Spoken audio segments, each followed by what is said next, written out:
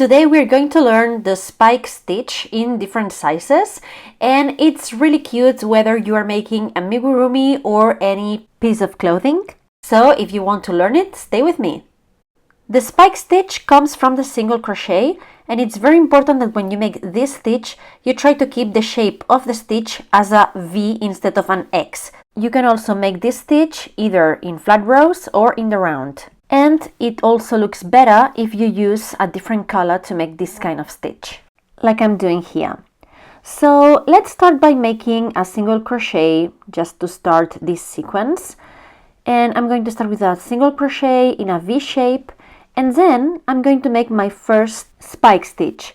These spikes can have different sizes depending on where you insert your hook. So if I wanted to make a single crochet, as you know, I would go right underneath these two loops of the stitch. We have like this little V here, and I would insert my hook right there. Then I would yarn over, and then I would just finish my stitch. So instead of doing that, I'm going to grab the whole stitch, like the previous stitch of the last row. So instead of going right there, I'm going to go underneath the stitch, so the next hole right below, right there, or even like 2 rows below. Like instead of that first one, you can go to the next one to make a bigger one. But let's start with a small one. So I'm going to insert my hook right there, like that.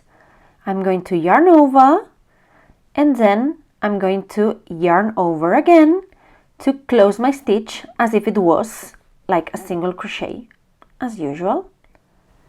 And there you go. Now I have my first spike stitch. Now I'm going to continue the sequence. I'm going to make a normal single crochet, just like that.